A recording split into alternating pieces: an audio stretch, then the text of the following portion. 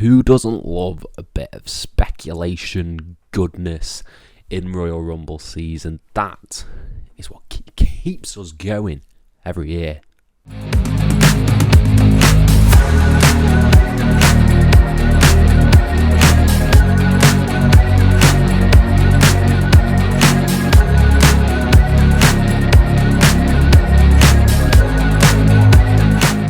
Hello and welcome to FTTR, I am Hugh McQuaid, and today we are talking about the Royal Rumble 2024, in particular, some surprises and my predictions on what those surprises might be. But before we dive into that, please hit subscribe, please like this video, please comment your thoughts down below on who you think will be a surprise debut / return in the Royal Rumble.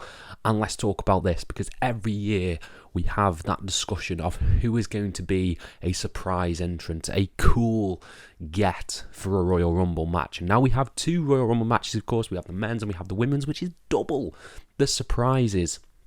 And I think there's a lot of names out there that could potentially pop up in this year's Royal Rumble matches. And shall we just dive into it, into the big surprises, the big gets that could appear at the Royal Rumble? So fittingly, coming in at number 10, my 10th pick for a debut / return is the perfect 10 himself, Ty Dillinger, formerly known as Shawn Spears in AEW. What a cool pop this would be. This would be really cool if Ty Dillinger came back, because when he first made his debut on the main roster and he came in at the number 10 slot, he did the 10, everyone did the 10 chants. It was cool. It was really good. I think Ty Dillinger was actually really over sort of in WWE and never really got a great shake of it. His sort of peak was the Baron Corbin US title feud. But I think him coming back to WWE, especially considering his connections with Cody Rhodes, would only make sense, even if it's just for a one-time thing, a one-time pop, has a few spots, does the 10 chant, get the crowd going. I think that'd be awesome. I think it'd be really cool to see Ty Dillinger in the Royal Rumble again.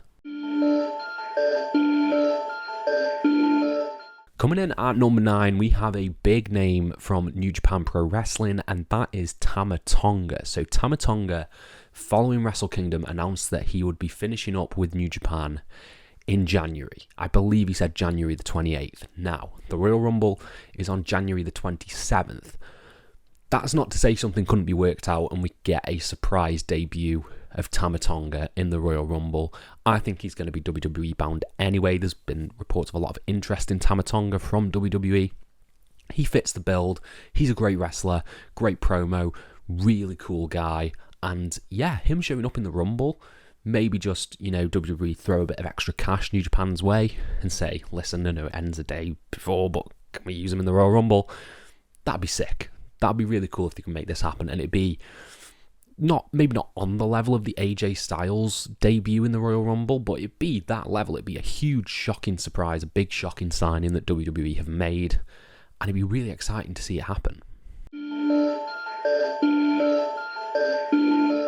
Coming in at number 8, we have someone who has not been seen in a while, and that is Jade Cargill. So Jade Cargill, they made a big deal about signing Jade Cargill, and then it's sort of gone a little bit quiet on the Western Front about that. But Jade Cargill showing up in the Royal Rumble is a great idea. I think it's a really good idea. If it's to believe that maybe they think that she's not ready for the main roster, the Royal Rumble is a good way to protect her, get her to hit her cool spots, get her to hit the jaded, get her to hit the sick pump kicks and the big boots, and get a few eliminations, rack up them eliminations, maybe set up a first-time feud with a Bianca Belair or a Becky Lynch, whichever way you want to go.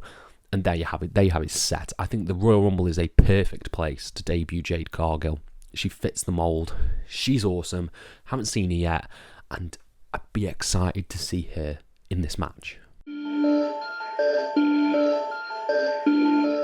Coming in at number 7, we have bad news / Wade Barrett. Wade Barrett.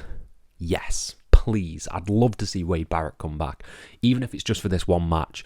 But I absolutely love when the timer hits, the entrance about to come out, and someone who's already there gets up. So Wade Barrett just getting up from commentary desk, walking into the Rumble, hitting a few bull hammers, hitting a wasteland, getting a few, cool eliminations, and then being eliminated. It's a cool nostalgia spot, gets people riled up, and maybe sets the stage for a Wade Barrett part-time return in WWE. He's great at commentary, don't get me wrong, but I'd love to see Wade Barrett return in this regard. Just him standing up, ripping off his suit, and nailing some folks. Set up a feud with Sheamus or Drew. That'd be cool. Wade Barrett, Drew, Sheamus, Gunter. There's so much that could be done with a Wade Barrett in this scenario.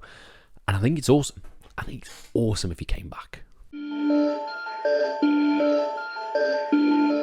Coming in at number 6, we have from NXT, Bronbreaker. I think of all my picks, this is probably the most likely. I don't see a world in which Bronbreaker doesn't feature in this Royal Rumble, because this is a great way to get him over. Have him hit really gnarly looking spears on everyone, have him hit his stuff, and set up a feud, maybe with a Gunther, maybe with a Brock Lesnar, someone who can, really put over Bronbreaker, and he just set his sights on someone, because I think that's what Bron does best. He's really good at like the anger and the rage, so having him immediately square up with someone and that be your inbuilt feud for the Rumble and for going forward when he's on the main roster makes all the sense in the world. I think 100%. I don't know if I'd fully put money on it, which is weird because I'm saying it's 100%, but I would 100% say that Bronbreaker is going to be in this year's Royal Rumble, because he's not been in one yet. I'm pretty sure he's not been in one yet, unless he was in last year's, but I don't think he was. We'll see. Bronbreaker, definitely going to happen. Coming in at number 5, we are pushing the forbidden door open a little bit more by saying that Naomi could potentially show up in this year's Royal Rumble, and that has been, it's happened before. Mickie James, Impact Knockouts champion, was in the Royal Rumble match, hardcore country and everything, full on Impact, branding for Mickie James in that Royal Rumble. There have been reports that maybe Trinity/Naomi wants to go back to WWE. It makes all the sense in the world. Feel the Glow plays at like number 27 or something like that, gets the crowd riled up. Maybe she comes out with the Impact Knockouts Championship, depending on what happens at Hard to Kill. But yeah, I think Naomi is a pretty safe bet, if all is to be believed, that she will be in this Royal Rumble. And I think that's cool, because I really like Naomi. I think she's so underrated when she was in WWE. And I think there's so much that they can do with her on the main roster that never got done. She never got pushed to her full abilities, which is sad. I think she's great, and I think setting her up in this regard would be amazing. Coming in at number 4, you can absolutely never count out Bill Goldberg just rocking up if they pay him enough money. So Goldberg is my number 4. To be fair, used in the correct capacity, I think Goldberg's awesome. He's talked a lot about how he never got his retirement match, so maybe this could set something up at Mania. Maybe you get a Goldberg retirement match. Maybe Bronbreaker retires Goldberg. That seems fair enough. But just set up a nice feud. Maybe give Goldberg his retirement run that he's asked for. And there you have it. There you have it done. He gets a few good spears. He maybe hits a jackhammer. Maybe eliminates Akira Tozawa. And there you have it. You have Goldberg set up a feud for his retirement match. That seems fair enough to me. I think that's fair enough using Goldberg in that capacity. And I'd be happy with that. I'd be really happy with that. Coming in at number 3, we have Braun Strowman. Braun Strowman, who has not been seen for a while due to injury. I believe he's pretty much recovered. I could be wrong, but I think he's pretty much there. This would be a great pop. A really great pop. Just hearing Braun's music play out of nowhere. Maybe there's like loads of small guys in the ring, loads of cruiserweights, and then Braun's music hits and he just lays everyone out. Perfect use of Braun. You get all that destruction in there. You get like maybe him reuniting with Ricochet, reuniting that team, and them hitting some tag team offense, building to ultimately everyone teaming up to eliminate Braun Strowman, and there you have a new star, well, not new star, a return star set up for either the blue brand or the red brand. Makes sense. I think Braun, I'd love to see Braun back. I really, really like Braun Strowman. Maybe he wasn't used to his best abilities later on in his run, but particularly his sort of 2018, 2017, and sort of the stuff he was doing with Ricochet was quite fun. I think there's a lot of stuff to be done with Braun, and him coming back in the Rumble would be sick. It'd be class. Coming in at number 2, we have the formerly known as Andrade Cien Almas, now Andrade El Idolo, going back to Andrade Cien Almas, making his return in the Rumble. That'd be sick. That'd just be cool. I love Andrade. I think he's so good. He's like one of my NXT champions, if not my NXT champion, because I loved him. I loved him when he was in the 2018 Men's Royal Rumble. He had a great run in there as NXT champion. This would be a great way to re-debut him. You know, have him hit all this cool stuff, the moonsault, the elbow, the spinning elbow, the scary elbow. I think it just work. It just completely work. Maybe have him with some stuff with the LWO if you want to go that route, or just have him straight up square up to people like Punk. He's on that level.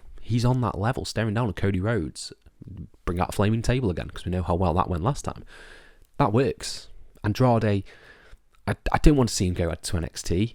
I'd love to see him on the main roster. I think he's world championship material on the main roster, and debuting him in a Royal Rumble in a star-studded spot would only help elevate him in that way. And coming in at number 1, we have AJ Lee. I think there's a lot of speculation right now on AJ Lee and what's going to happen with AJ Lee. Will she be at the Rumble? Will she not? I think she probably will be at the Royal Rumble. I think she'll probably be at number 30. The videos that she's posting sort of training on the set of heels makes me think that maybe she has been prepping for an in-ring return. Obviously, her husband is now back in WWE, so that door is potentially pushed open even more if she wants to do that. I think she'd get such a great reaction if she came out, and I think she'd have a good shot of, you know, lasting to like the final 4, the final 3. And she's a really great character. She's such a great character, AJ Lee. There's so much that could be done with her. Potentially the feud, you know, Punk and Seth and Becky and AJ Lee is right there. That seems like magic. That's all you've got to do, sort of sell me on that. I think it would be a fantastic return. I think it's 95%. I would say 95% certain that this is going to happen. And I'd be so excited if I did. Love AJ Lee. It's great. Really fun. And yeah, that caps off the list. That is capped off my list of 10 Royal Rumble surprises you could potentially expect from the 2024 Royal Rumble. But I want to know who you guys want to see down in the comments below. Do you want to see, you know, Brock? Do you want to see, I don't know, MJF? Could happen. Let me know your thoughts down in the comments below, and I'll try and reply to every single one of them. Thank you all ever so much for your support, and have a nice day.